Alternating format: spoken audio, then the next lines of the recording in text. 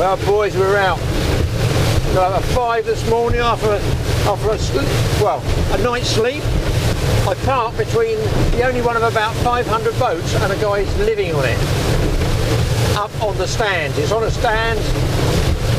I shouldn't think it's been worked on for 120 years. I think I just using it to live on. It's a bit noisy initially to start with, not bad. So I'm running out the harbour. Not great forecast, going to go out and just see what's out here basically. Look at that sunrise coming up over the hillside there. It's going to be a bit lumpy, a bit rough.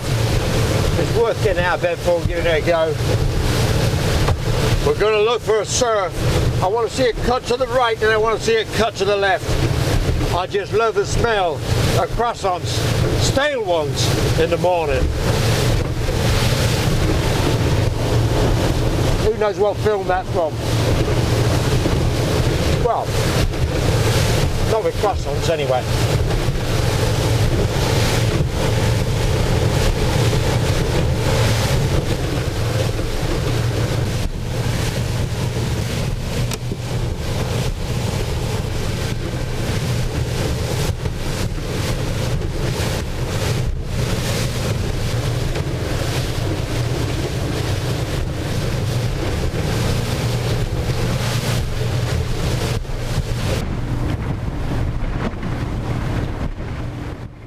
Well, I've run out a good bit, several miles, 8 miles, 10 miles, yeah, 8 miles I guess, I don't know. I've run over a band of wrecks. I was tempted to stop inside. Now the wind is northeasterly, it's off the land, shouldn't be monumental seas, but I've come like, you know, anything over 5 miles I'm sure you're going to get the wind, and it's windy. Okay, I'm in 35 fathoms of water. So everything down there in the West Country is measured in fathoms, I do anyway. Half it, I don't know, 70 metres, 60 metres, something like that. I've just taken a punt, as they say, and I'll try and see if I can't catch you guys a blue shark. But I've been running with the sea, with the waves.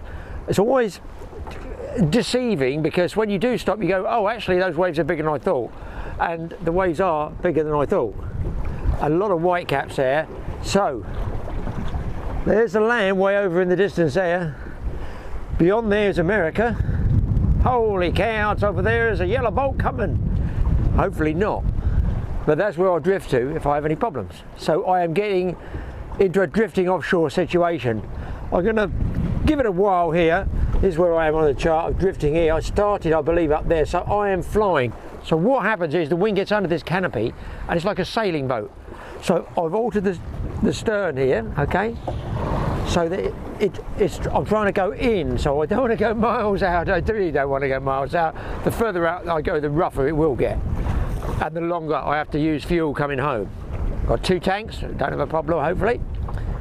And I'm just going to give it maybe, I know I'm flying because I can see the outside lizard mark there. I'm going to give it maybe an hour. But there you can see I've got a shark line just in the water here. There's my slick. I'm hoping you can see the slick from all the particles down there. All coming out. I've got a bag of stuff I managed to scrape together. And back there I've got a slick going. But the wind is a whistling. I'll try and do it this way and you hear it. The wind is whistling. So I'll give it an hour. I had thought it had died off this morning, but sometimes it comes up, doesn't it? It does come up. Anyway, we're going to put a couple of rods out. I'm going to have to try and shield this mic as best I can from the wind here. But shark fishing is, it was very much a waiting game. And the sharks out here, blue shark, is predominantly the species you're going to be catching. That's why I thought I'd try and catch you one of those. But, man alive, it's pitching around and I am flying. I just checked on the GPS, I'm going out towards New York at 1.5 knots at the moment. So that's the sort of downside of having a light dinghy. If you had a big heavy wood boat, it would drift a lot slower. It wouldn't be much fun to launch, would it? I've got a row of birds back there. You won't see them with this camera, but there's a row of birds back there and they're right in the slick. So what they're looking at, I don't know. Whether I've pulled up a shoal of bait, I don't know. I've got a mackerel line down, I've got 2 shark lines out, and this one here I've changed, I switched, I made a shark line there, mackerel line just swinging, and it rocks up and down with the rock of the boat, so just a lazy man's way of fishing. And then back up here, over the top of the little flying bridge thing there, I've got my other shark line, which is the farthest one back. Depths, I don't know, just go by spans, because the spans are fathom, probably 6 and 10. 10 being the distant one, 6 being the closer one. But of course, it means nothing without a weight on it, because it's going to swing up as I'm dragging it along. So I'm probably fishing very near the surface, which I don't have a problem with, because the blues are fairly shallow swimming sharks. Hopefully we're getting this sound okay. Only thing bothers me is that cloud over there. And sometimes you get an increase in wind with the cloud, and I'm right on the sort of comfortable limit at the moment, and obviously safety being at sea on my own like this. So I'm not about to pass that limit. I will go inshore if I have to, but what I don't want to do, any small boaters with cathedral holes, is go way downwind and have to punch straight into it, because those tunnels pound and you have to come back on the throttle. They're great fishing platforms, as you can see. You know, if you're at a V-hull, I'll be pitching and rolling everywhere. So good fishing platforms, but not so good running in a head sea. So I'm going to get level with the headland over here. I think that's Coverack way in there, I'm not sure.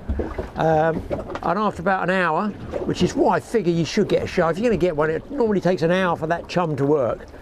Then I'm going to start running across the wave troughs and go in towards the reef. It will still be choppy in there, but at least I hopefully won't get that pounding. But look, fingers crossed, guys, we get a shark. Come on, give us a break. Station calling from Coast Guard, say again your vessel name, over. Somebody else here as well, early in the morning. There always is at sea. Station forecast, channel 63, channel 63. We're definitely going to 63, darling. I need to hear this. Let's hope she comes on there. My guess on the forecast, northeasterly 3 to 4, gusting 5, which is what they had yesterday. It died down a touch in the night, not much. I figure it's a high that's like a blocking high, and there's a front coming down, and the front should have moved away. This could be the tail end of it, but I've got to listen to that just in case there's bad weather coming in that I don't know about. This shouldn't be as a massive high, but sometimes I've been caught with northerlies before on a high as the high's moving away.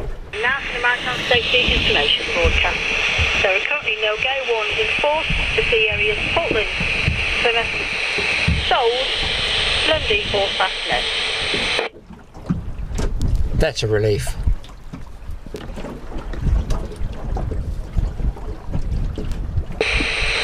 Inshore waters forecast 12 miles offshore. The period 0600 UTC to 0600 UTC.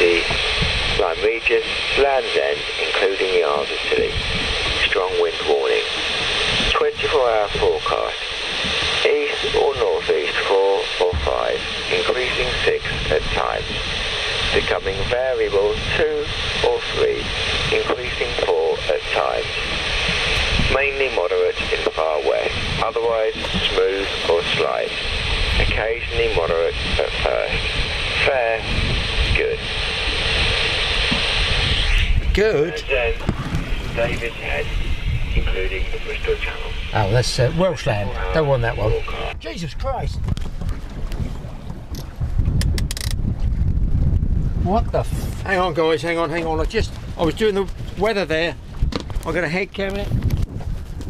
I just heard that line go. We might have had the bait off. Oh, it could have been mackerel just gone around my shark line. Hang on a minute. It's not... Summit. Looks like I lost my float. I've lost the float and the line's bust. What the hell was that? Just as I was listening to the weather, I heard the line go. I'm going to be careful here, I've definitely got, I think, a busted shark line and a set of mackerel feathers. That's bizarre, people. I definitely had a shark one as I was just literally closing down from doing that. I've lost a shark, lost a really shark float I've had for years. It's on the distant bait. I've still got one out.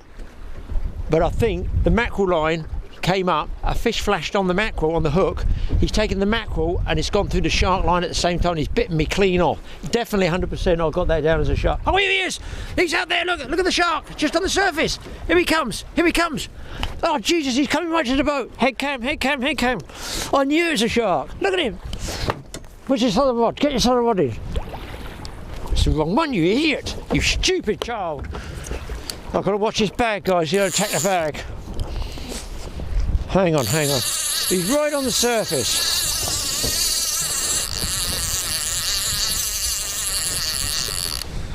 Son of a gun. Blue shark, nice big blue shark. Shake the bag. I've got to get myself organised. I am all over the place. Holy schmoly.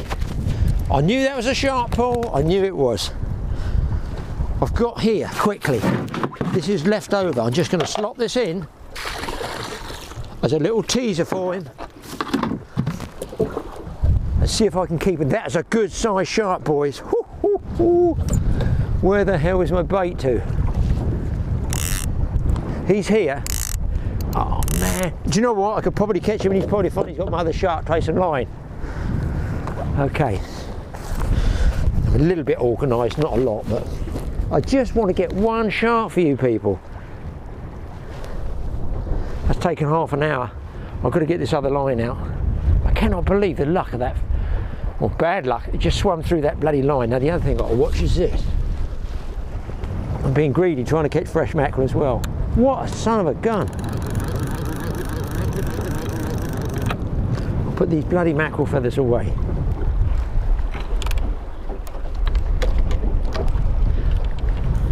Accident waiting to happen. People, I've never had this happen in my life, ever. I'm trying to wind the other float in to check on it, and I've got the shark on a line here. I mean, that is ridiculous. He's tangled in the other line. This is really stupidly dangerous now. I've got this bloody hook in this freaking... Oh, give me a break. What is it? Okay. Okay, now what's happened here? 6-7. Something bizarre's happened here. This is not a big fish, it would have snapped the line. I've got in my hand definitely a small shark, I think. I'm going to have to hand line. It's extremely, extremely dangerous. Oh no, it's not a small shark, I can feel it now. So I've got the line tied to the boat, people. I've never had this in 50 years fishing.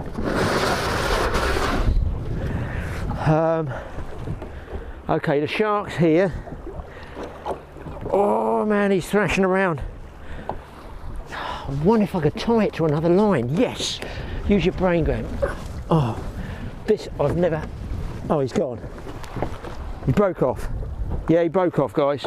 The shark was here, thrashing around. It's a good big shark. I tied it off on here. The broken line came in. There's the chafe bit, look. Just chafed and curled on the end there. You can see the chafe. So that shark was there all the time. Holy cow, I've never had that in my life. I was handlining him. Just a split second away from getting lucky, there we were. But it's the way it is. I should have clipped it straight on that rod, but you're not to know, are you? There could be another one out there, who knows?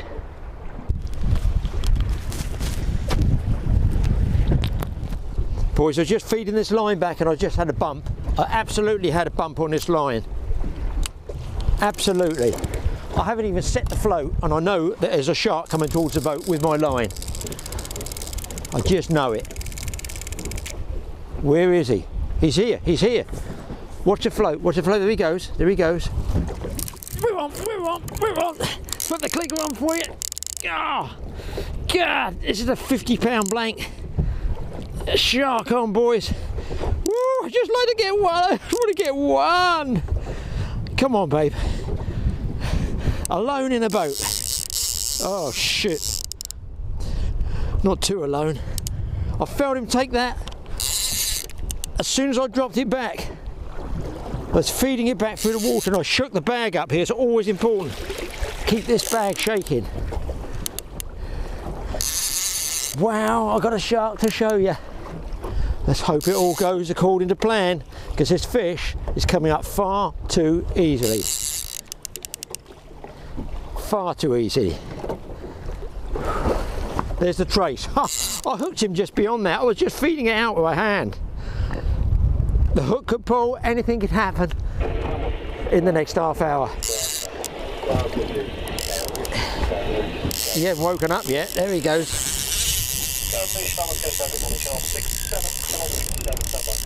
Channel Shark 7. How about Channel 6, 7, Channel Shark 7. Oh. I'm not going to say I'm not nervous, guys. I'm not going to say I'm not nervous. Fishing in a small boat, 8 or 10 miles out, on your own, in a rough sea. Oh, that's a Mako sea, man. That looks like a Mako sea. This is a blue. This is a blue, but my goodness me. Now, I've got to get hold of gloves. Now, we could lose this easily. Easily. You come and help, Smith. Get that hat on and come and help us. Okay. I just want to get it up so you can see what a shark looks like. They're beautiful in the water, but I've got to get hold of that steel trace. He's being very cooperative at the moment. I'm sure that won't happen. They won't stay in that position. I wouldn't surprise me, he says, knocking the drag off, if this shark has got my other trace in its mouth. If it hasn't, then there's definitely more than one shark. Okay, I can't even see it. And it says, oh yeah, okay. Oh, it saw me as well. Oh my God.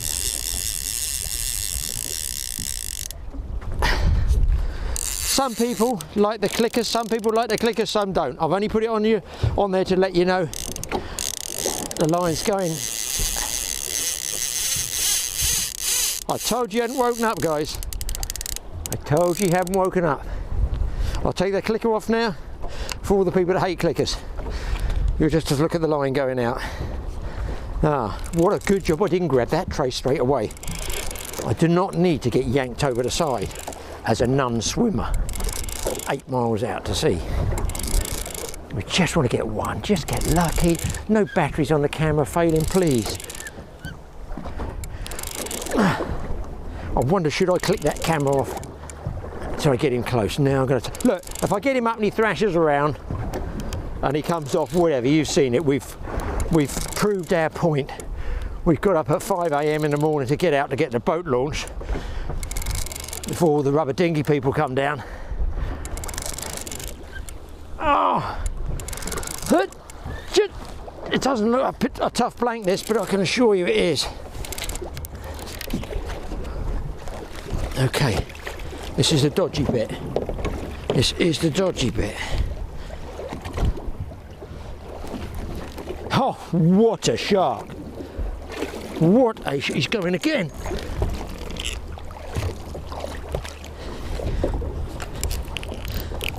He's not ready at all. I'll tell you what I've got to do. Switch the camera off.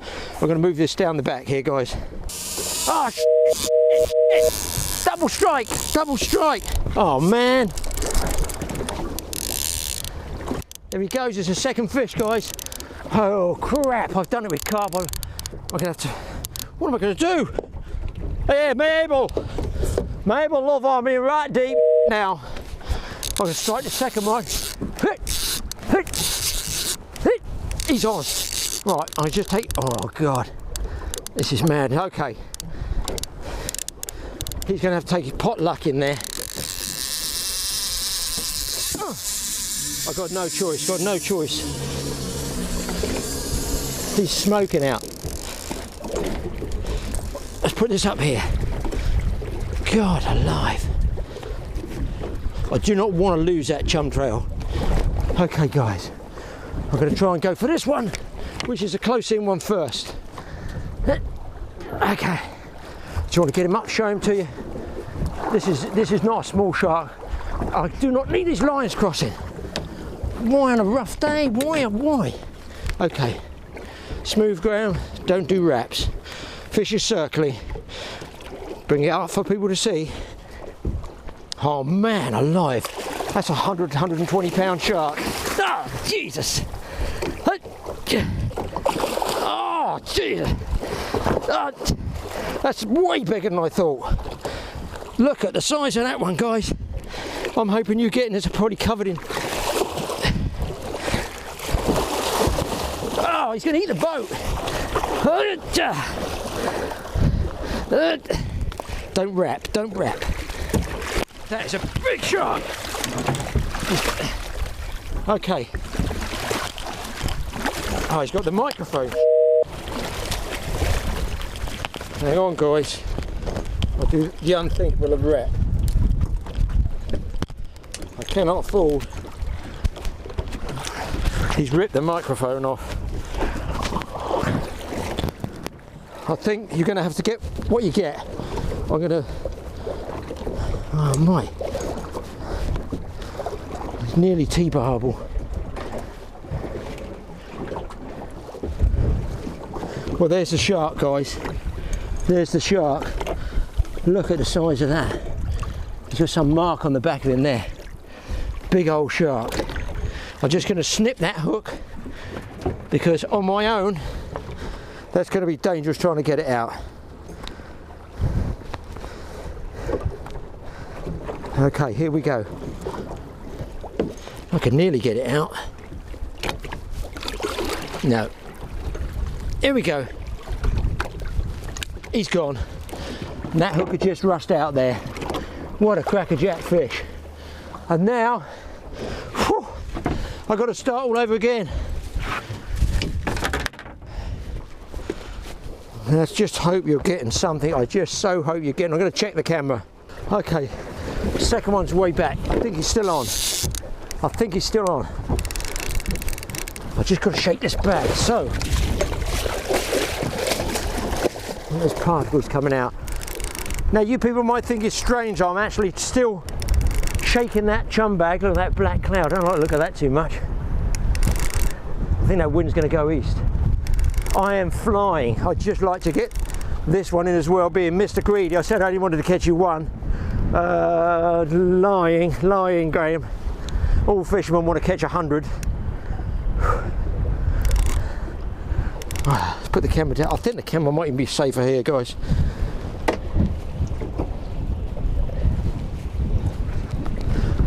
I think if I can just balance the camera back there. I'm covered in water from that shark. At least I think the camera's actually safer back there. Come on, work out, work out, work out. Short tuna pumps. If that wind goes to east, I'm canning it, I'm done. It's northeast, but with that cloud it might be backing around. It looks like it's already trying to go around that way. New York, New York, it's singing my song. I got me a big shark hooked up. It won't take me long to go down Brooklyn. There'll probably be guys in about 3 weeks, I shouldn't joke, standing on a pier somewhere in Staten Island going, God damn, what's that yellow thing floating there? Is it a banana? Yeah. I should put the butt pad on, but I just haven't got time. That was a big shark. It was 110-ish, 120-ish. Holy cow, I hope we got some footage. Hope we got some footage. I'm going to shorten this up for a second, guys. The wind's definitely gone easterly. I got the trace up. I see the shark. I'm going to take a grab at it, guys. Actually, I'll tell you what I do. I'm going to put this, I'll put this head cam on, and then you might get something.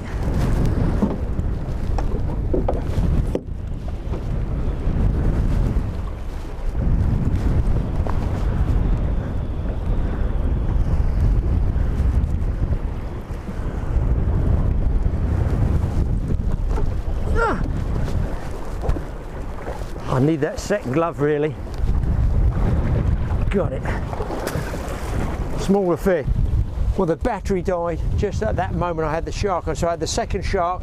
I had to get the shark unhooked and away. I didn't have time to go all rummaging through my camera bag for another battery. So 3 hooks, one nearly caught hand lining with my own trace. Now I'll tell you what's weird, none of those 2 sharks had my trace in it. So there's a 3rd shark that was out there. I'm just having a quick drop for mackerel. It's now 10 past 8, so I've been going, I don't know, an hour or so. Really, really annoying because this is a good drift. I've got plenty of chum. There's plenty of birds back there in the slick. The wind is, like Matey said, it's backed up to easterly. I'm right just over the limit, and I shouldn't be. I should be going in, but I'm hanging in there. I've got a yacht up the inside. I've got another old boat there. I've got a huge convoy boat there. I'm not going to go much farther because when the tide turns and comes the other way, wind against tide is not what we want. So annoying. Why can't the wind just go away? Just go and go to another country where they like yachts and windsurfing. I don't want it shark fishing. Mind you, I moan if it's flat calm. This is one last throw of the dice. I got half a pouting on that rod and a manky mackerel on that rod that's been in and out the freezer so many times he needs a passport. Can turn that way. Might be quite a few people. There's a trawler up here. He's under my lee. Hopefully he's just pulled his nets, he's going to move, but I'm giving it till about 8:15 and I think I'm going to have to pull the pin and go in, guys.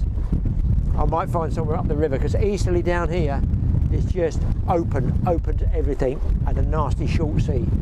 If it's easterly I can run along it anyway. I'm down to the 5-minute warning. Hopefully you got some footage there. My eyes are everywhere at the moment watching that, the clouds, the wind, boats, drift, the speed. So fingers crossed we got you something.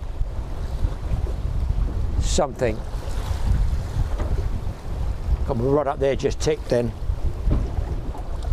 Not a mackerel in sight. Been a tough year for mackerel. Been a very tough year for mackerel. I mean, we've had this massive high pressure for ages, and yet you get wind with it. I've had it on the north coast, pool beagle fishing. It's so annoying, really annoying. Now, if you're off the east coast, on Devon, off the North Devon coast with an easterly, round below Bude, then it'd be flat calm. You'll be dipping your chocolate digestives into a cup of tea in a deck chair while you're shark fishing. Out here, in the wild Atlantic open ocean, not quite the same. I feel there's another shark. I don't want to put another chum bag over. That'd be a waste for 5 minutes. If you put your rod down, guys, take the drag, make sure it's light, like that, just in case something grabs it. Sharks have been known to grab mackerel that are on the line. I'm going to have another shake up.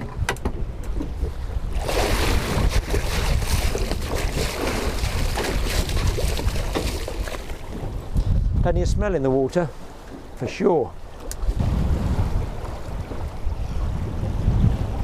That's 20-25 knots, that's 20 steady now. That's more than enough for me. Come on, one more. Just one more. Guys, I've just seen another shark swimming in the water. I've just seen another shark. It's coming up down there. I've got to watch he doesn't attack the bag. Okay, there is definitely 100%. Look like about a 40-pound blue. He's probably going to circle the boat, come back into the chum slick, so I need to shake up a second. Hang on. Man alive, look at it. Look at the state I'm getting in fishing alone. It's just a living nightmare. You know, you'll have to live with the wind. I saw the fish come up here, cutting through the waves like a sailfish.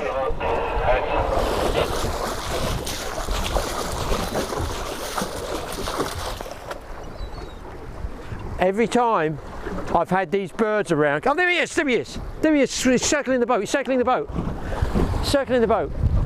He's right here. I'm going to bring this one in really close.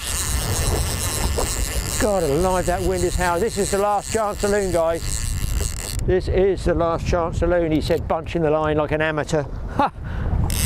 He's circling the boats, what he said he'd do, keep that smell. He's after eating something. After eating something. I don't expect you guys will see him. There he is. Here he comes again. He's over there, dark shape, moving up. He's swimming fast, he wants to kill something. Right on the surface, right on the surface. I think he's seen my bait. I'm going to pull the bait. Is that a blue? That's swimming fast for a blue. He's coming for my bait, right by the bait. Just down there he is. I pulled the float right in. I've got to keep this chum going. No chum, no shark. He has got to eat something, boys. He has got to eat something. Guys, shark's back. It's back again. I've done what I said. It's back again. I've done what I said I wouldn't do. I've put another bag out of fresh stuff. It's pulled him back in again. He will not take a bait for some reason. I'm just searching around and around to show him to you. He doesn't want to come really, really close to the boat, but he's certainly there. And I've shallowed that right hand rod up, this one. I've shallowed that right up, but look at the smoke going in the water with all that blood and juice and everything in there. Surely that float of bait is right in line with that. The birds are back. The birds are back in town. There's a trawler behind me. Hopefully I've got to drift into him. I think I'm safe on the drift. I'm toughing it as long as I can. I just want to get that one. I can get one in the boat because the other one was, you know. Oh, there he is. There he is. He's coming in. Hope you can see him. I'm going to hold the camera dead still. Not a big shark. He's zoning right in here. He's zoning right in. Straight to the bag. See the black shape under the water? Oh my God, he's coming up to the bag. Look, look, look, look, look. Hopefully you can see it. I can see him through my glasses. He's curving away off the stern there. He's drifting back. Looks like a blue, about 40 pounds. He's turned again. He loves that fresh oil. I wouldn't surprise me if there's more than one down. He's swimming pretty fast. He's agitated, guys. If I put a bait in his face, he might take it. Here he comes. I don't know if you're going to see that colour in the water through the wave. You might be able to see him through the wave. I've got a second camera. I don't know whether to put it in an underwater casing for you. I've only got my arm to put the camera. I forgot the pole. The shark is back there in that smooth, slick area. Here he comes again. I'm going to hold it as high as I can, the camera. High as I can. I can't put this one under the water. That's a nice shark. He's coming right up to the bag. He just doesn't. Well, that's a 60 pounder maybe. Wow. Safe battery, Graham. I've got a bait shallow right up on the length of the trace down there. You can see the float's actually hanging out of the water. He came right up to it and turned away. I don't know why. He's a really, really spooky shark. I'm going to do almost the unthinkable. I'm going to put this camera into the underwater safe housing, roll my sleeve up, and next time he comes closer to the boat, I take a gamble and put my hand right in the chum slick, see if we can get you a few seconds of footage so you know there is a shark there, just in case you guys didn't see it up on the surface. But trust me, it is there.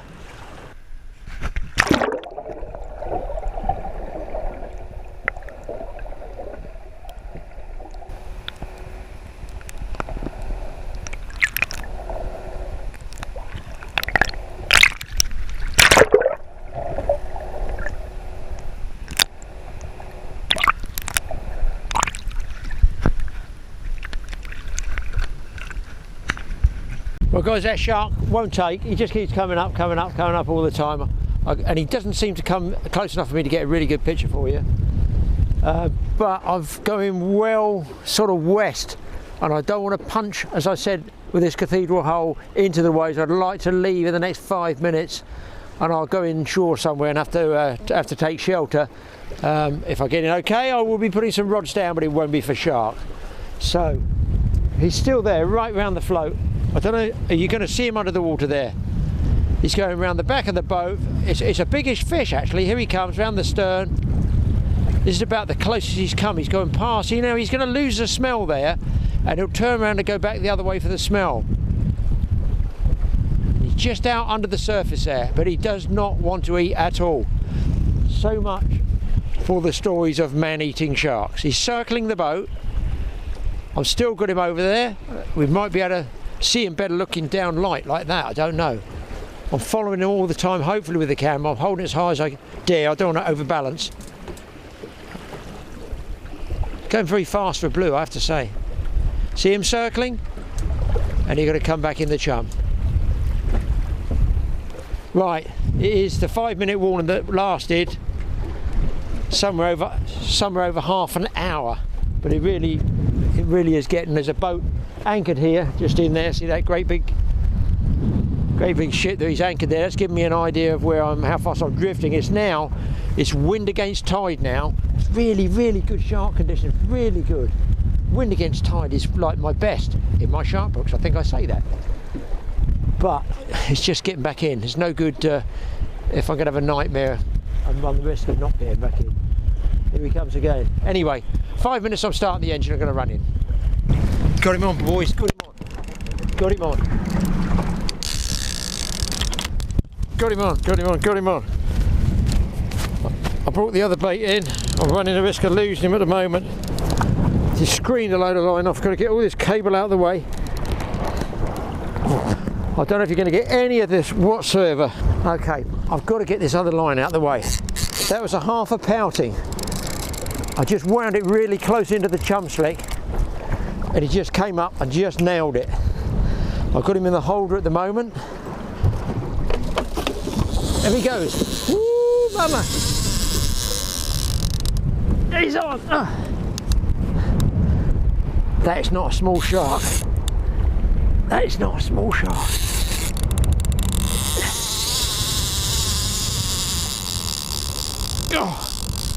Oh, plenty of bend on there. Plenty of bend. Where is it? Nothing else really. I really am calling it a day if I get near this guy. Clicker coming off too. We don't upset the clicker haters. I don't mind if it does get a bit drying after a while. Yeah, do you know I had this down as 40 pounds now? There's no way this feels 40 pounds for sure. It's like a 60, 70. Man, he smoked it off. I'm going to switch off a second. I've taken the head cam off. Yeah.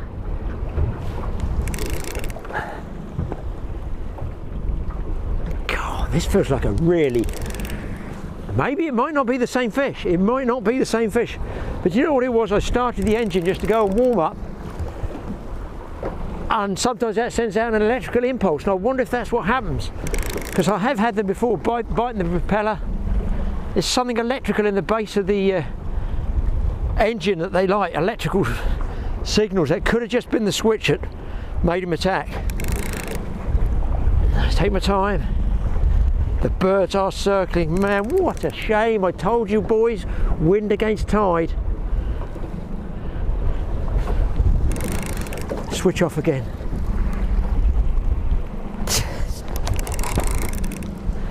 He's coming in tail wrap, boys. So he is going to take off big time when I get him unwrapped. He might even unwrap himself in a minute. He's unwrapped. Here we go.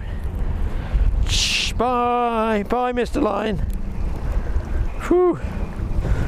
I'm going to bring these chum bags in. I don't want to splash the camera. Just lost another load of line. Yeah.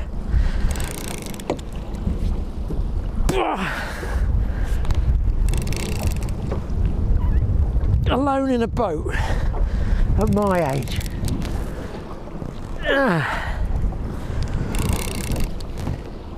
Right, head cam in a second. I'm going to chance it in here. Real risks. Number of fish I've lost trying to get you guys action is unbelievable. Unbelievable over the years. Everything from giant trout, barbel, pike, sharks, you name it. It's the way it is. Still got the best fishing show in the world. It's real. Okay. Glove, Graham? A bit like looking for the landing net. Glove. Is it a 1-glove shark or a 2-glove shark? I feel a 2-glove shark. I feel if he comes off of the boat, I'm not bothered because I've got to do that run north to get a decent run back. Here we go. Here we go.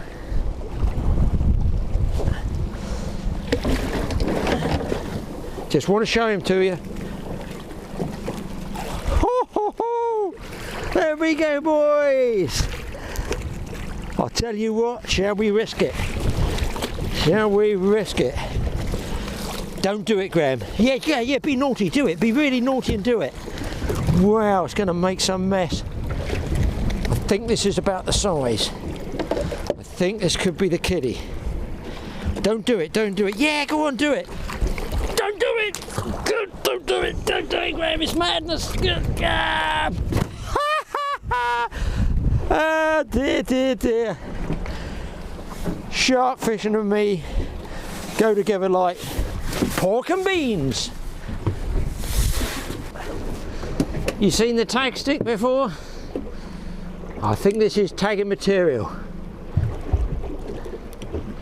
The one and only tagging shark of this trip. Now, I don't want to have any accidents. We've got to turn him over. Or we'll turn himself over normally. If he will turn himself over, we'll get the tag in. Come on, buddy. There's a tag in. There's a tag's got data in that. Woohoo! Let's get him back, boys. Let's get him back. We've got to take this mic off because there's a fairly good chance the whole shebang is going over the side. Number one son would not be impressed, would he? I will try and get your picture holding him. But I don't need to get bit, do I? Ah! He's about 60 plus, 70. Huh. Let's get him back. Oh, great.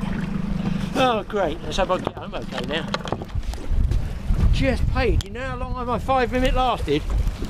45 minutes that lasted. The shark, by the way, is fine. Absolutely no problem. You'll see that in 1 second. When I get him in the water, or her in the water, you should be able to see. Out of breath. Should be able to see the nictating membrane just there. Watch his eye. See it close? That's what they do when they attack. I'm going to try and get this one in the water. But lifting this amount, and they're incredibly strong twisted.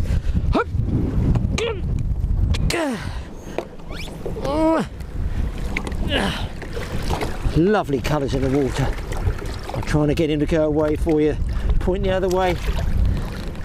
Watch that, people. I love it. Now I've got to get home. I've got to get somewhere safe now, boys. Think, Graham. Engage what's left of the brain. You've proved you can catch sharks. That ain't a problem. Let's prove we can get home. Right, north, just off the north. I made it back in, but thank goodness I... This is Farmers Coast. hang on. For the Maritime Safety Information Broadcast, listen at channel 62, channel 62. Well, I'm definitely having some of that. If it hadn't been for the fact that Coast Guard came in with that strong wind warning, I probably would have still been out there, chance of mine. But what a session I've had, man. I left at 6 in the morning. So, brekkie now, you can see, cornflakes of sorts, raisins, cinnamon swirls. I mean, I'm here. Look, this is my office now for the rest of the day. I could do nothing with this wind. The lady's talking. Don't interrupt her. Smith, listen to this lady. See what she has to say. It's not Mabel either. I'm going to check this, guys, and I'll get back to you. Well, coming back, I got absolutely battered with waves coming over, all spray coming over the top of the boat. Boats, look, like a bomb's hit it, stuff everywhere. But I'm back here, going to have that breakfast. Just managed to get that weather forecast. 6. It's a 6. It's a full 6. No wonder that's the most this boat's been out in I've ever been caught out in. But listen, I've got those sharks. That was brilliant. Gonna have some brekkie now, and thank goodness I brought the cooler with me. Wow, there is something homely about having my breakfast at 10:15. My day's not finished. I'm going to put some bait out. Don't you worry. Let's get this cool stuff out. Oh, the milk's not going to last long. That's the problem. Look at the boat swinging on the anchor. I know I'm going to have a nightmare fishing here, but I always do when I've been down here. But it's the way it is. But I've got to save enough milk for a brew. Listen, if I take the mic off, you might be able to hear the wind coming around this corner. And this is sheltered. This is sheltered right inside the main estuary. I can't believe I was fishing out in that. I really can't. Ah, food.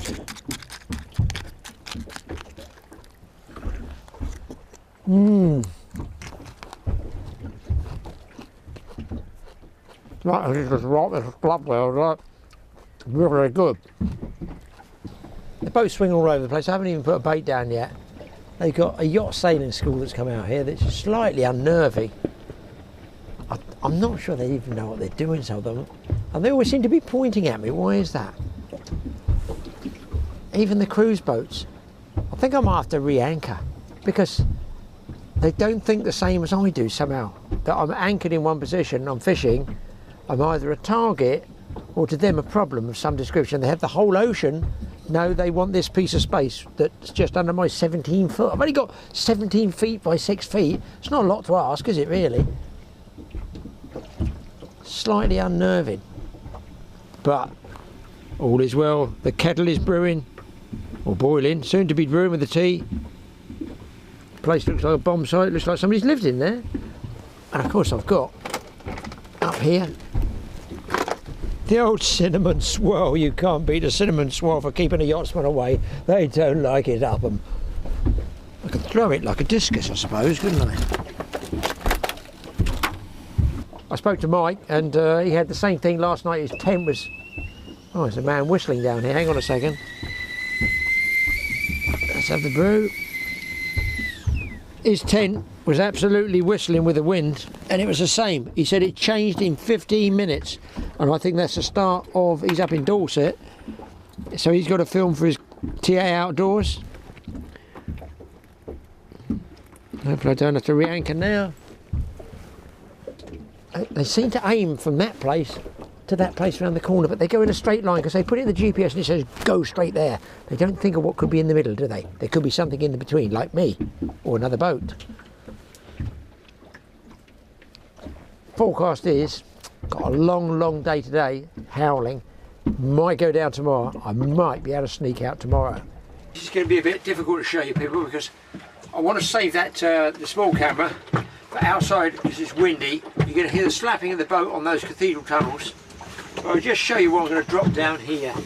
I'm going to try one for small fish, which I've got a fixed spool reel there. It's got a 20-pound line on it. It's the old broken carp rod. You can do it yourself. Buy bits and pieces and glue them together and get an old winch fitting off another broken rod. You don't have to buy all the newfangled stuff all the time. Or tool in my case. Now, this is a sort of fish finder rig. It's what we call one down and two up. So imagine you're dropping your fishing line to the bottom. There's your lead weight. There's one hook below the lead weight and there's two above it. So it's known as one down and two up. So this one will bump along the seabed. I have there a small bomb, so you see it like a bullet. There. That's on a sliding boom, one of these little clip booms you can use. I can cast those as well. This is just 20-pound trace to there to a small hook, which is looks about size 10 fresh water. I've actually got the leftover chum bag hung over the side so you can hear the seagulls. They like the smell of that, you know. And then above, off the seabed, there's the weight off the seabed. You've got about a size 4, a couple of size 4 hooks there. And I'm going to bait these with squid. They sort of stand off, you can see that. You might be able to see that, I don't know. They sort of stand away. So I've got 3 small hooks here. I call them like a fish finder rig because, you know, you don't want to catch anything. I'm going to bait them up with squid. And then, the worst conditions ever because the boat's swinging, there's no tide in here. I'm only in here for shelter. But there might be something swanning around on the bottom. I'm using these sharp lines. Just really standard 20 and 30-pound boat gear. To be honest, I've got hardly any light leads at all because I came loaded for bear in deep water and I've been blowing off. Same small boom, bigger lead, that's about 4 ounces. Just a straight single hook here, preferably not one that goes in my leg. About 3-4 feet of that 60-pound mono is my hook. I think it's a 6.0. The barb's a bit fierce on these. There's no reason why you can't just pinch that barb down. It's easier for unhooking fish as well. But you run the risk of losing fish as well. I'm going to drop that one down. So I'm going to bait these up with squid. I probably will catch nothing, but I've got an entire day and an evening to kill here at anchor while I wait for this awful, I'm going to call it storm force wind to go through. Anyway, it was apparently 6, a full 6. That's the most I've ever been out of this small boat, I have to say. Sharks or no sharks. Get this baited up, rig a couple of other shark lines up. Use those same rigs with the one one hook on it, and just sit back and chill, see what we can get. Now this, folks, is a giant cuttlefish. Hopefully you can see that there. Lovely patterns across the back. There's his eye. He's been frozen for about well over a year. I think Wayne gave me this one. Look at the length of these catching tentacles, just like the big squid. And these have got suckers on the end of them, just so you know. Watch and learn. They still actually suck. Look, they suck a bit. And that's been dead, frozen over a year, I think.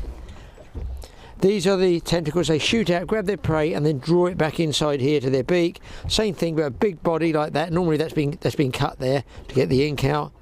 And you can see this, but they're very, very good bait. That chunk there's got to be a really good bait. I may use it for conger. So I'm going to use some small strip baits. Take those tentacles off, like voila. My God, a sharp knife, Graham. Wonders never cease. A couple of small, very small baits here, just for tipping. And then these edges along here, very, very tough. Then they call them the frill.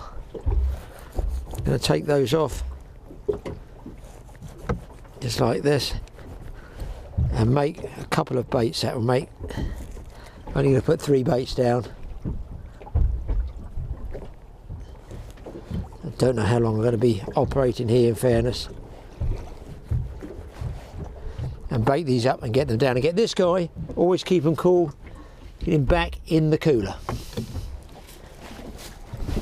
He likes to chill out. Oh, food, wrong one, Graham. That's the bait. It's going to be messy because you can see the ink's coming out of it. Ah, yes. This boat takes a battering. Well, I've been getting bites, trying to get my other rod here out. I've got that bag over the side. The wind is a whistling, and I've had bites on this one and that one, so I feel maybe a dogfish is on the way. Had that sort of tugging look about it. It hasn't been down 10 minutes.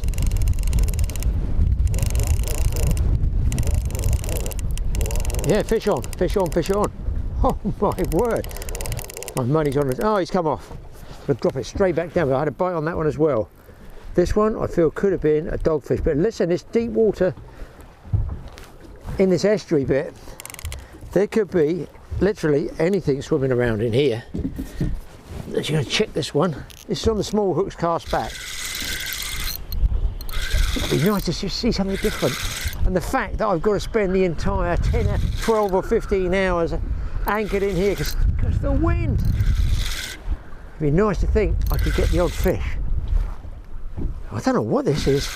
I've got a feeling it must be a dogfish. I've got that chum bag down, and actually it must be flooding the tide because I see the particles going back that way. The slick's going to get carried by the wind, but the particles below. Ah, what is this? That's a bit of sport on this light rod. Come on, bets placed, ladies and gentlemen. Mine's on a dogfish. And it is indeed. Yeah, it looks like a little bullhuss actually. I think that's a small bullhuss. Oh God, yeah, that's too big for a dogfish. Oh my God. Oh, he came off. That's what you get for not netting fish. That was a small bullhuss. And I've got a net here. He just pinged off the hook, and it's probably what was on this one. Well, that'd be nice if there's some bullhuss around. Just the next step up from a dogfish. Now, just as a point of interest, you people might have noticed when I get this sorted out where he's thrashed around. 2 up, no bites. 1 down, this one on the bottom, bullhuss. Hook's gone. Snap the hook off there. So nothing up in the water, but along the bottom, those bullhuss are there. Although I'm complaining being stuck in the estuary like this, confined to barracks as it were, it's not a bad old view, is it, people, really? A lot of people like to be out here confined to barracks. Oh, by the way, as my mackerel feathers here, I've just baited the last 2 hooks with squid and dropped those just barely above the bottom in case there's a mackerel about, because I'm desperate for bait. I've got that cuttlefish and I've got to hang on to that, and I've got a bit of other rubbish, but other than that I really don't have enough to go too far. I think the wind and the tide are together at the moment. It seems to have stopped that swinging business. I'm tempted to run a float back there and suspend a piece of long squid there, just in case there's a different species like a pollock or something like that swimming around. Oh, here we go. Got a tugger this time, people. Just the one small bullace at the moment. This guy's tugging away. I think I'm going to give him both barrels. It's dropping it just down here on that couple of fish, and you'll notice in the back, yes, the pen rod's making a showing. Let's see what this is. It's a fish on, guys. It's a fish on. It's a fish on. Come on, boy. Let's see what you are. I feel it's another one of those small bull huss. You might have to drop this pen rod down and see, can the pen rod handle a bull huss?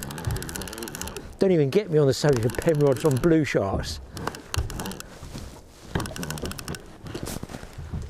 Oh, baited feathers, no less. Here we go. I'll hold it up there because there's a boat behind us. And they just came straight up, screamed up next to me and anchored up and went, yellow boat knows what he's doing. And he doesn't, but I've got myself a bull huss. Parcelled up, a treat. Second one, first one just pinged off at the boat. Would you believe it? I put bull huss baits down, and then this guy, I'll get him unhooked for you, this guy just takes a set of baited feathers. I mean, they shouldn't be doing it. Frank Vinicum's feathers, and I'm down in Falmouth as well. So there we go, peeps. Not a big bull huss. Of course, we've all caught big bull huss, but it's a bull huss. Second one after those sharks. Is this still a shark species? Do I count this as a shark? Not really. Let's get him back. I'm only in here trying to keep out the wind. Fingers crossed tomorrow it goes down. I've got to get through all of today and all of tonight in this boat. It is, don't forget, a whole series. Man alone on a boat. Mabel, they want to talk to you later, love. Get yourself dressed. It's not a pretty sight. Well, I was just trying to make up some more spare shark traces, and one of the reels started banging away. So there's still life there, not a lot going on. Been a few hours, it's now 1:45 in the afternoon. I've got a long afternoon. Oh, conger eel, small conger. Well, well, well. There you go. A small conger eel. I wonder if there's any big ones down there. That was on a piece of mackerel. Anyway, a couple of bull huss and a conger. Not bad after those sharks, really, is it? Listen, it's not the same as the sharks, I know, but I've got no choice. It's just got to sit in here till the wind goes down. Let's get this guy back. It's another species. Oh, I think there's a little something nibbling on this one.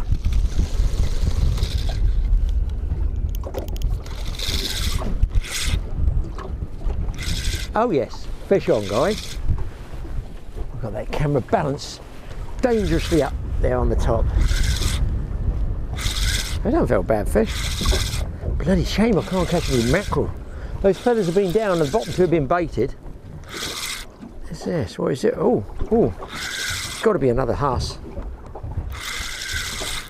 On the small hooks. Number of times I've caught a reasonable fish just leaving these small baits in the water there. Tiny little baits the size of your thumbnail. What is that? Dogfish. I thought it was a baby six gill. It looked a bit strange. There we go. Yeah, this one's a dogfish. He doesn't have a lot lighter. You can see it's a lot lighter. The bull has those darker markings, but still a nice fish. I just nicked on that small hook. I'm going to get him back quickly because there's a boat coming. If they see me unhooking a fish, they're probably going to stop. Now, I'm not saying the fishing's exciting, but this is what it's come to. Draw your own conclusions. But I feel that awful wind is starting to go down. I can't go out tonight. I've got to stay in somewhere and find a sanctuary to, anchor up tonight. But I've just had a bite on this rod, and that's what woke me up. Well, I was only dozing.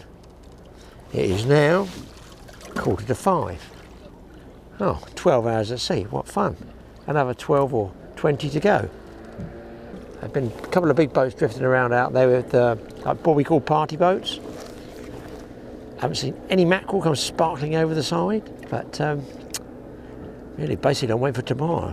It'd be nice to finish off with a ray. I'm going to find some nice cosy little corner I can anchor up and basically have the radio on probably and a bit of a cook up and hopefully get a few hours sleep. If that wind goes down, boy, I'm out tomorrow.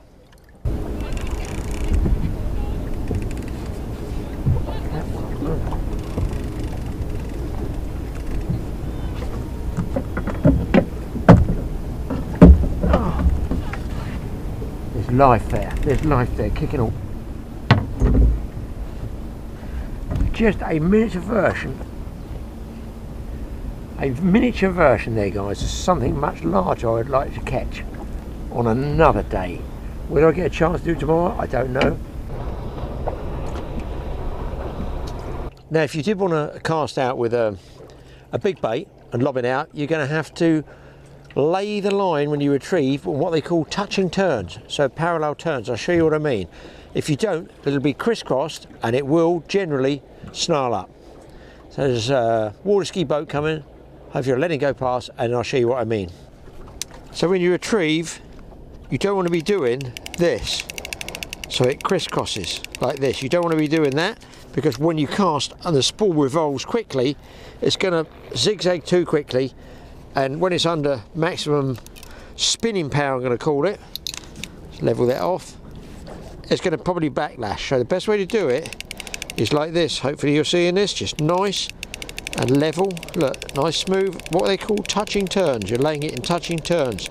Also try not to bunch in the middle, because it's going to touch on the bar,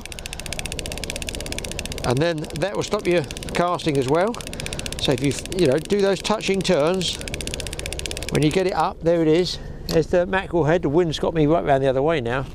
And then I'm in free spool, and my trick with these, when we used to go marlin fishing with these rods and reels, throwing heavy live baits, is you cast hard to get the momentum of this big spool going, but you brake hard, if that makes sense. Just like this. Boom. No overruns. So parallel turns when you're casting, cast hard, but thumb hard as well, just like this. If the conger doesn't take that mackerel out, I'll be very surprised. Well, I'm now in my anchorage. I've tried to find space on the pontoon. It's just rammed here. It's unbelievable. I did watch a very elegant sailing, big, like what these things, these ones, big yachts, like 30, 40 footers. And they were crisscrossing. How they didn't crash, I didn't know. It's some sort of start, and I appeared to be the starting line. But listen, yachties aren't favourites of mine, but I take my hat off to them. They did not have one crash, not one clunk. They went within feet of each other, very, very slowly, don't get me wrong, very slowly. So, obviously, some of them down here can sail. It's the individual ones when they point at a boat and think, that's a target, X marks a spot. So I was very impressed with it. It was quite elegant watching it, actually, in the beautiful English summer sunshine. I can't find anywhere. I'm not going to somebody else's mooring, because they'll come in and shoot me or something, you know. So I've come, as you can see, outside of the mooring area, and I've anchored. I just anchored where I figure it's going to be safe. Everybody's disappearing off to their different restaurants. Why do they not say restaurant? Why is it restaurant? They have to say restaurant. No T. What if it's restaurant? Why did God make restaurant spelt with a T? I don't know. Beautiful setting. I'm tucked in here. I'm hoping being in here, I'm well in the bay, that I won't have that awful slapping at night, which I've had before. It keeps you awake. Hopefully I won't get run down by people coming back to their yachts after they've had a few Hardy's Reds. And I'm going to be having not a Hardy's Red. I wish I bought some cans of beer. What a fool, what a fool. A couple of cans would have been nice to celebrate those sharks. But no, I've got vegetable soup. Don't laugh, it's not that funny. Vegetable soup, wait for this. Cornish pasty by Tesco supermarket. Oh, it's not even a regular Cornish pasty, it's just called a Cornish pasty. I've got to eat something. I cannot wait to get through the night to get to tomorrow morning to get out there. I'm hoping I can get out and the wind's down. Anyway, let's fire up the old aluminium saucepan. I've actually got to say, people, that it is absolutely superb here. What an evening. I think the wind, I think there's a little gap in the wind between the two. I managed to get through the Wi-Fi on the phone. Oh, there's spag bol as well. Quite fancy the soup though, I must admit. Veg soup. Let's try that. Veg soup with crumbs on. Wifey says it's going to be even hotter. It's not hot down here, obviously, with this sea breeze. This is like bushcraft camping. This is me camping in a boat. I'm camping in a boat. It's so busy, I can't even get onto the pontoon to go and get extra fuel. It's madness. If you park anywhere here, it's money. That's the way it is, and that's life. If I could light it.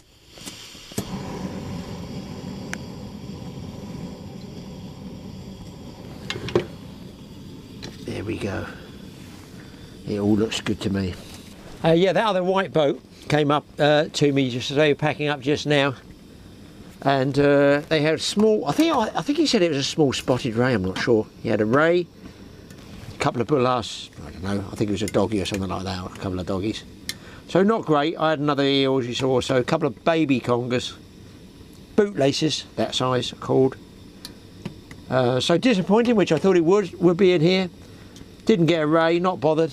Tomorrow I'm going out, if I can, in the same day. I am not coming back in the bay, because there's no mackerel in there and there's no small fish. So here is my restaurant, with bubbling soup sticking to the pan. See, to me, I'm the worst one for like nouveau cuisine, because I still value the £1 coin. Or it was £1 note when I was a child. I value money, and to pay a lot of money for a tiny little squidgy thing with a little paintbrush decoration over it just is madness. And food is wasted on me in a way. Food is energy which keeps me going to go shark fishing tomorrow. That's what it is. This is soup. This is no different to having a soup with something fancy on it in a restaurant. It would be wasted on me, honestly. The most fantastic, expensive ribeye steak or whatever, cooked beautifully, fine. Let's just eat it, let's get going, let's start, give me the keys to the boat, we're off. Very nice, but I don't mind a glass of wine, that would have been nice tonight, or a beer. I'm not a complete tank head, but it would be nice to have a beer tonight. It's a nice setting, just have a beer. Wow, that is bubbling away. That's going to be hot enough to take my moustache off. But I'm enjoying it. That's the main thing, I'm enjoying it. Yes, it's a man alone, very much alone on the boat. I mean, today did drag a bit. It did drag. That's done already. These cookers are brilliant. Put it on the leads, melt the leads. It did drag a bit, I have to say, and it was weird. As soon as I put the radio on, no problems. But I suppose it's because I just want to get fishing. That's what it is. I feel a bit lost just sitting on a boat that's, what, 8 feet by 6 feet old, slimy deck space. But eat your heart out, you restaurants. Got a knife? No, I can eat it with a knife and fork and pretend I'm in a restaurant.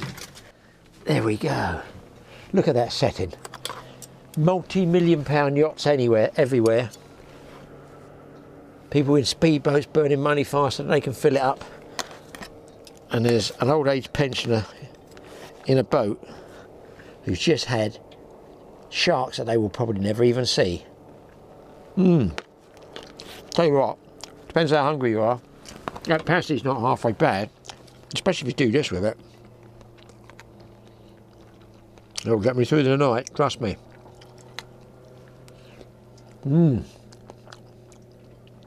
That's nouveau cuisine, that is. Vegetable soup and a pasty. 2-day-old pasty, actually. I feel so much more refined eating it with a knife and fork.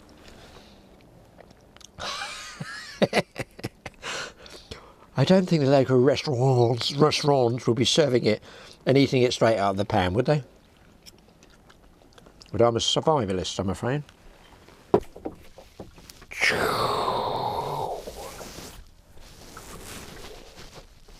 Oh dear. Oh, it's still alive just. This is the equivalent of high sea drifters. Wonderful night with that awful slapping noise in the hull. Ah, second time doing it. It's not good in a Wilson flyer. Any wind coming under that, tiny little ripples, slapping, plopping, ticking all the time. I tried sleeping out there, and there is the luxury bedroom suite of the Totally Awesome Fishing Show. That is my view. That is my bed. View, bed, view, bed, bed, view. Man, I won't be doing too many of these trips, I don't think. So I'm going to try and get going. It's just gone 5:15 in the morning. Everybody's coming into you, including my feet. Anyway, let's see if we can get back out there and then get that chum in the water. Right, onwards and upwards. Look at the pigeons cooing away on the land. I mean, I'm not saying the tide came in a long way last night, but I got seaweed on my teaspoon. Oh, what happened? Where's that? What's that all about? Well, I've had the luxury bed with the ensuite, floating ensuite. Quite unusual floating ensuite.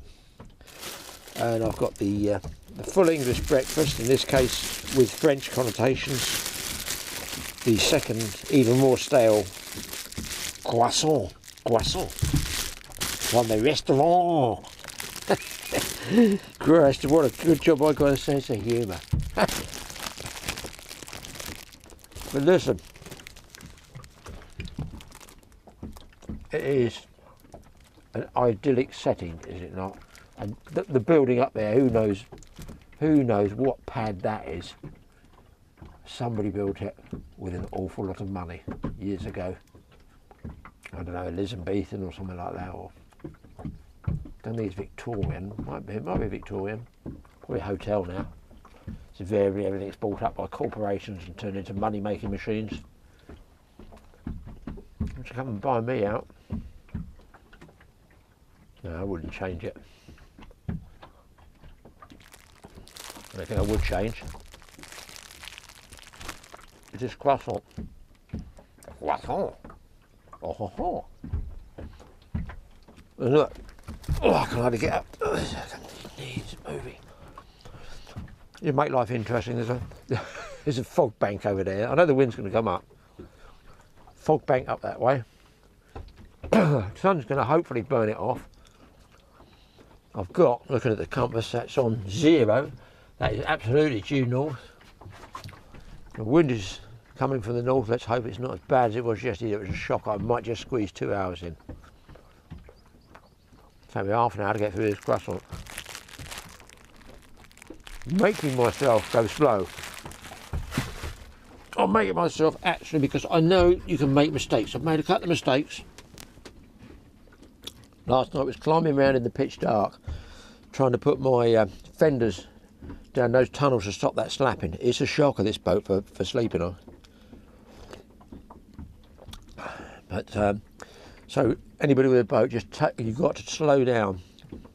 If I made 2 mistakes yesterday, boy, I'm probably going to make a lot more time with 2 hours sleep. About 5 hours sleep in the last 48. When you're out at sea, you're in a boat, afloat, things go wrong very fast. So take your time. Okay, what it is, I've come out here, I'm fishing this hole here, and I'm going to be heading this way. There's a hole there. Now what up there, which where I was sharking yesterday, on this same line, I noticed the trawlers work up and down here. Just running up and down all the time. I don't know if that's a trawl or not, it might be. So there's something on the bottom there that's of interest, but a trawler is pulling his net there full of fish, one hopes. Unless they're our fish, might be a foreign trawler. So there's like one big giant chum trail behind him, very deep down. I'm wondering if the sharks follow that. I'm pretty sure they do in tropical waters. So I've started right behind that trawler, and I'm putting the bags over. So what am I doing? You're asking yourselves. Well, I've got mashed fish and everything here. I'm going to be using, I've got a fresh one over there already, which has got the oil in it. Particles going away. Totally different day to yesterday. I hope it stays like this. And what I do is I turn the bag, this is an onion sack, I turn it inside out and then put all the rubbish that was in there from the previous day back in there. Hopefully you guys are seeing this, and hopefully you guys are smelling it. It bothers me not one jot. I've done it for years. I caught, I think my first shark, is it in 1971 or something? It was in 1970 something or other. And then I get a rope, just half hitch, so I'm running double bags. Now, sometimes I double bag and I put 2 bags in one because I don't want this going quickly. This will burn out quickly, not this particular one, but the fresh one I've got down there will burn out quickly. The particles of brine will go through it quickly, but I envisage only putting in maybe a 3-hour drift today. Fingers crossed. Rinse that out. Do not waste any smell whatsoever. Now, what I'm going to do with this, look, I'm going to put it in that bucket where I got the fresh stuff from. Put a little bit of water in there and then just swirl that around, because I keep this, and then if I see a shark come round that won't take, I fire this in.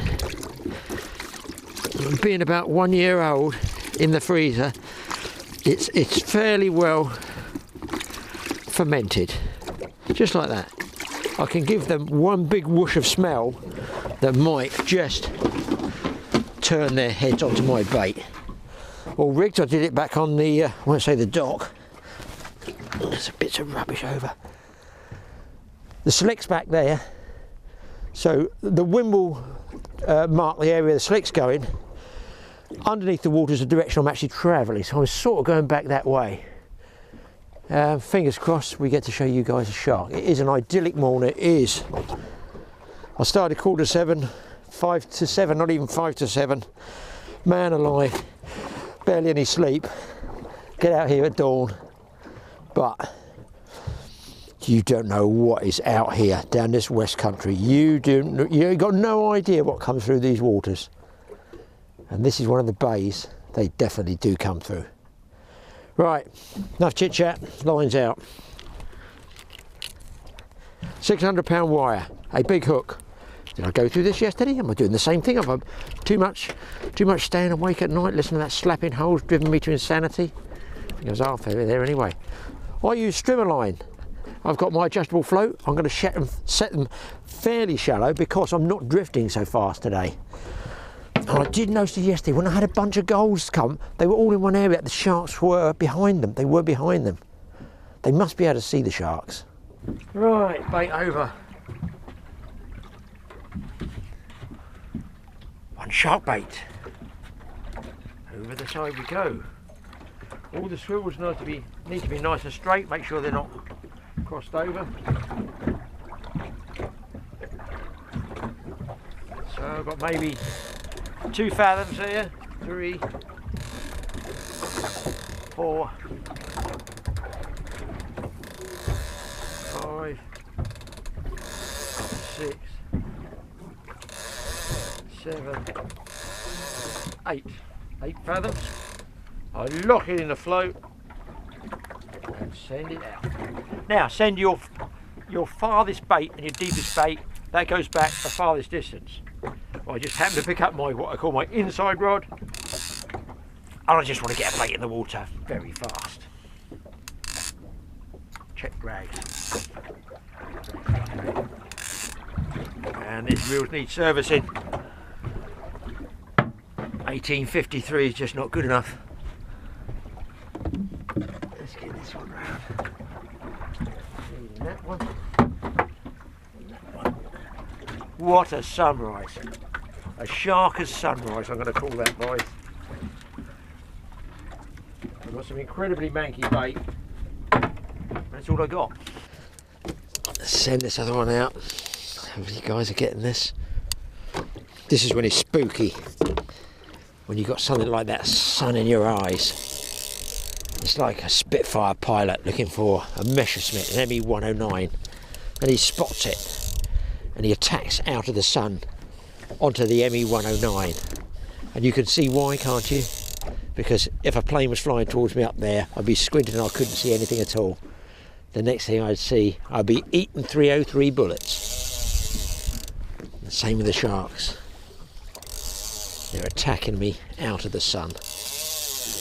Anybody remember how many I counted then? Smith, how many was I counting? 2 and 2 is 4. 4 and 4 is 8.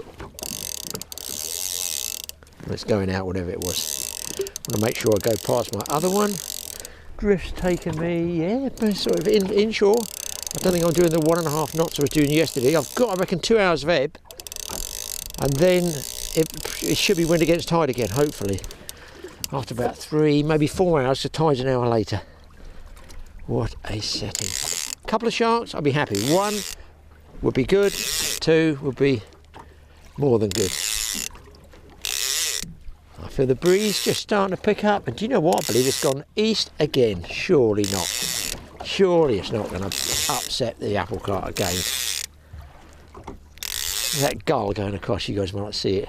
Don't peck the throat. I'll tell you what to do if you have a balloon, if people do still use balloons. Fulmars, the bird called the fulmar, incredibly stupid things that fly into the line and go around pecking balloons and floats and things. Makes you wonder, do they ever nick the line? Check the drag. Oh, that's okay. Right, we are, as they say, I'm going to run that right back a bit further. Now there, you maybe see that guy?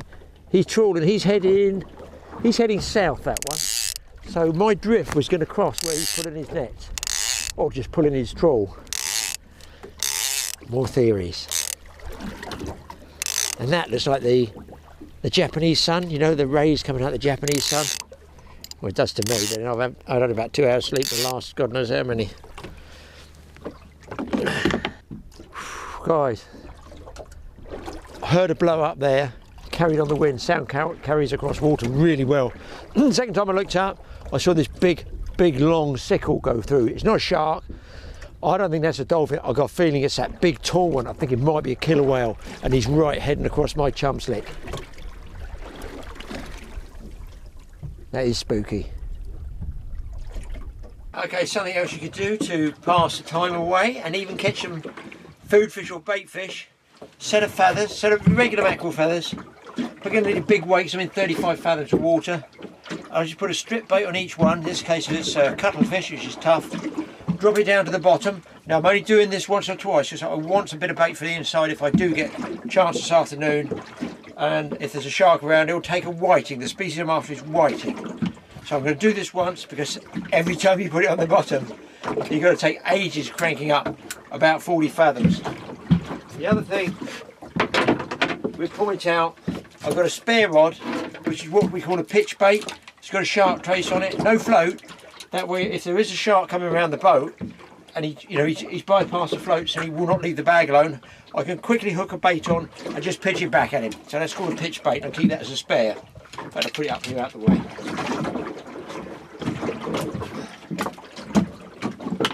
There's a pretty biggish fog bank up there. Hoping it doesn't come this way, and it's that oily sort of calm about it. Weird, funny sort of weather, funny weather. Let's drop this one down, see if I can show you guys a whiting. Bet your life if I drop this down, the shark line goes off. Now at a fast drift, it's so deep you won't be able to hold bottom. And you don't want to be bouncing this all the way back into your shark lines for tangle. So generally if it's 2 or more of you on the boat, I would use one on the whiting rod. So if you get a sharp one, somebody else can at least wind it out the way for you.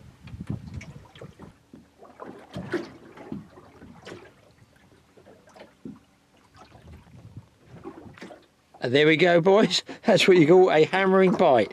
I don't think that bait's been down there a minute.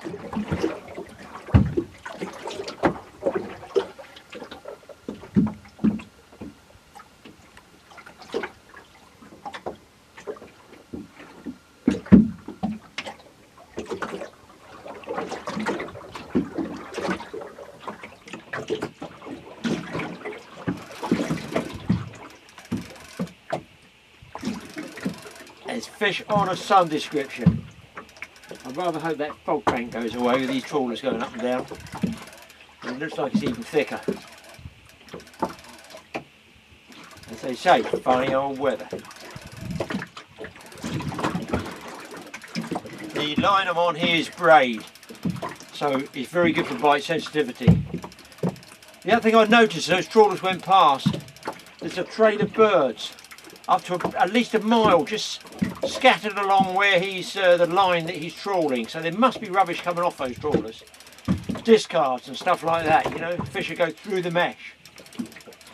Gannets, regular herring gulls, they were following that last boat that went along.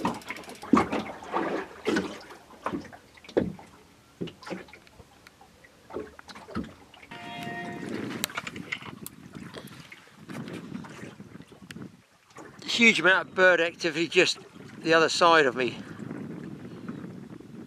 They look like they're on tuna.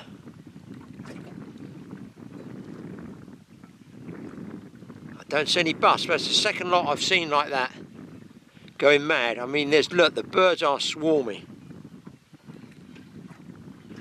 That is not trawler discards, there isn't a trawler in sight. There's some that's got bait fish on the surface and chasing them there. Hopefully you can see this. Big shoal and they're moving right.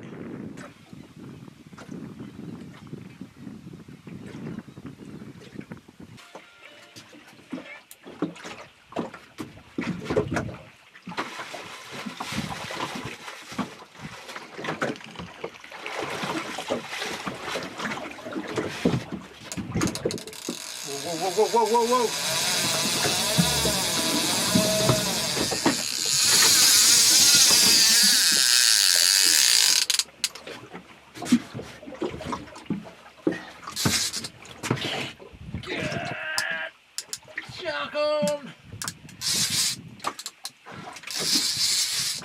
Only 9 rods to get away. I've got bonito around the boat.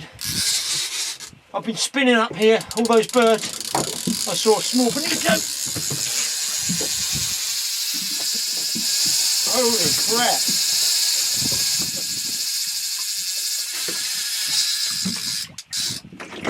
This does not feel like a blue. Take a while.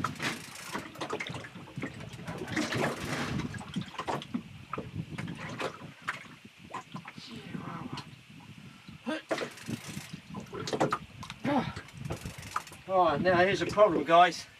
Got to get that whiting line up, and that's going to be the problem for me.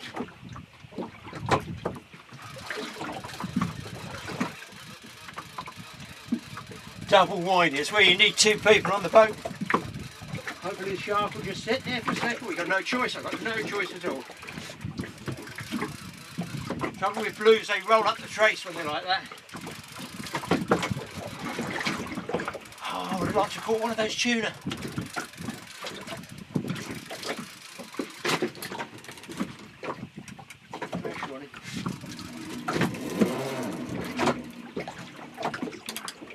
We need that take on just so I know what's going on. I've got no time for the head cam at the moment, people. Oh yeah, just at the by, when he's finished, there's a nice whiting. Okay, battle stations. Take him on the head.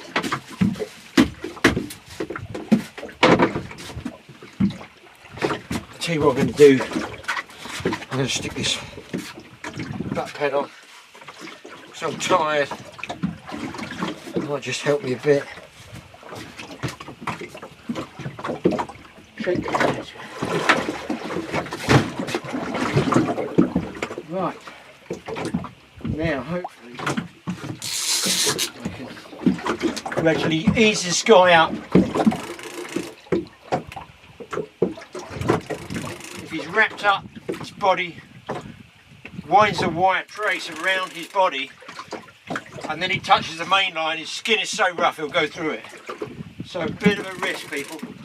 It's blues, if this is a blue, notorious for wrapping.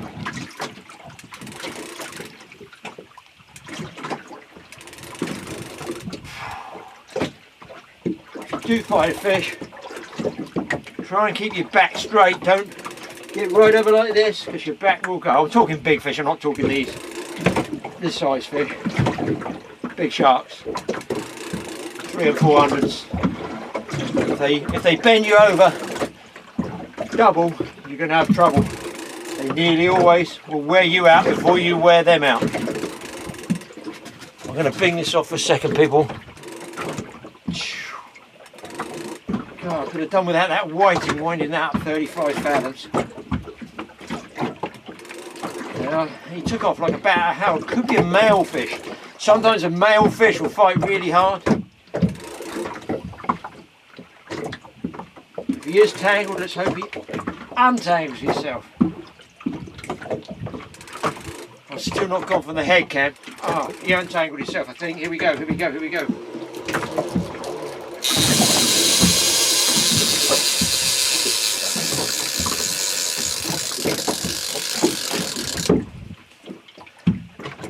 Just for effect, so you know the line is getting ripped out.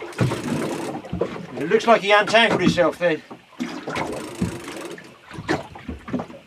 I've got a harness there. If I do get a big one, put a lot more pressure on there.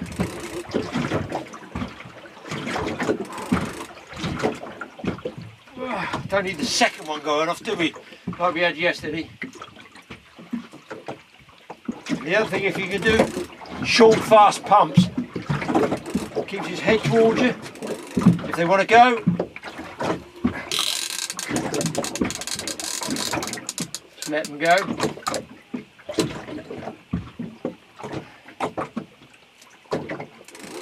Now this has got to be better than catching thornback rays. The problem I have got, the mackerel. Oh, look at these tuna going past me. The birds are going up there now. I just put a spinner on. I've got a chunk bait out here. I hope we haven't got that tangled up with this as well. I've got to, here we go.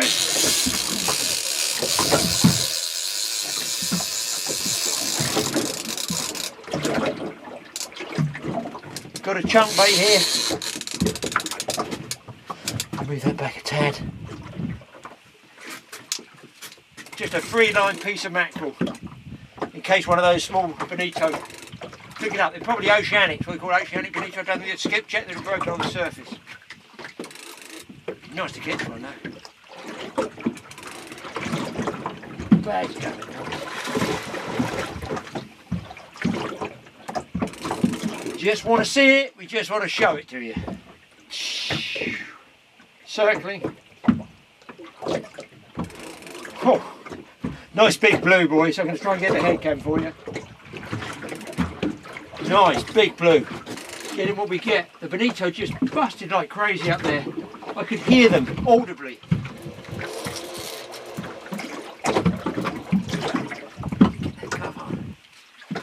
I could hear them audibly splashing the surface. Man, it'd be sweet to get one of those. Let's take a look at this big old blue shark.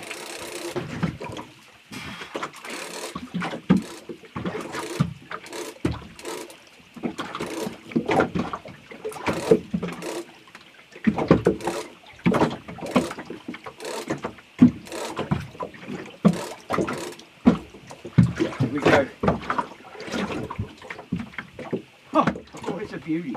It's a beauty. He's going to go away again. I fear he's going through the...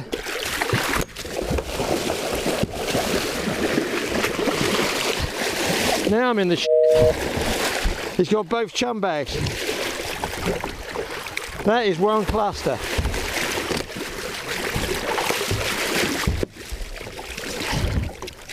I've got one bag out of the way. He is snapping like crazy, man.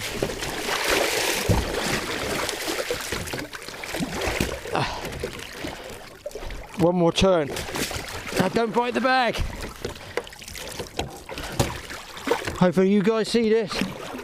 That is a big old blue shark about to bite me. I might be able to bring him a bit in the camera. You can see those teeth there, and I've got my T-bar. Am I going to be able to get that hook out? There he goes. Woo! Fish about 90 pounds. Oh, what a tuna. It's less work than that. Holy mama. Woo, what a scrap.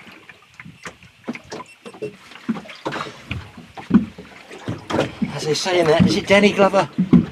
I'm too old for this. But I can still do it. Guys, we've got a fish on the chunk here. And I've got whiting on the whiting line. It's not a tuna. It's a shark, so it's just 50 pound mono, so it's going to bite through eventually. I'm just going to play him quite light. And it's amazing, that shark swam right past 2 shark lines, a steel trace, and picked up a little mackerel tail about that big that I had over with a single small live bait hook, a tuna hook, short shank, and it's got to be a blue. If it's a big one, it would have ripped off. I'm amazed he hasn't bitten off yet.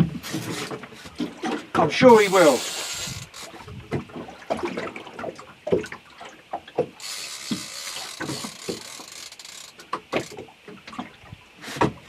There he goes, straight through it. That's the reason we're not having a shark trace. Don't have a shark trace. If you're fishing for tuna, you have straight 50 pound mono normally. They won't take steel traces. Vice versa for sharks, steel traces, not mono. But there is another shark there. I'm going to give it another 45 minutes till 10 o'clock. And I think I've proved the point. Yes, one man alone on his boat can catch sharks. Been done before. But at my age, I don't know. I've got another bag out there as well. The tuna are gone now, those small oceanics, they've moved on. I'm not going to put another shark line. I've got 2 shark lines out there. If he wants it, he'll come back and take that one. So this one can be put to one side. And I think I got whiting down there nibbling as well. That's always what they call sod's law, isn't it? If you put a tiny piece of bait out, there's some whiting. If you put a tiny piece of bait out for another species, the wrong species comes along. You can catch whiting like this all day long out here. That's why those trawlers are here, look. My goodness, why can't I catch these off the beach? Nice big whiting, but I think now's the time. Leave the whiting rod up, just concentrate on the sharks for a little while, and then move away. And I think if I don't get one, we do a little sign off. Sharks just eat my float. Sharks just eat my float, guys. I'm going to lose the whole rig. I just saw him come up. He sucked the whole float back. Then he's going to spit it out, but the line's ruined. Son of a gun. That's probably the one I lost earlier.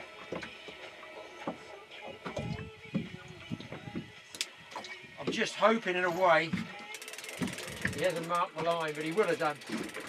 We're going to lose it. I can see the angle of the line is just eating the float. Son of a gun. Here he goes. Now see, he didn't touch that bait at all. Didn't touch it at all, but I've got to strip off, find the weak spot of the line, cut it off, put it out again. I think I'm going to bring this other one in close, because I don't think I fought him enough to spook him. Outside chance he might take again.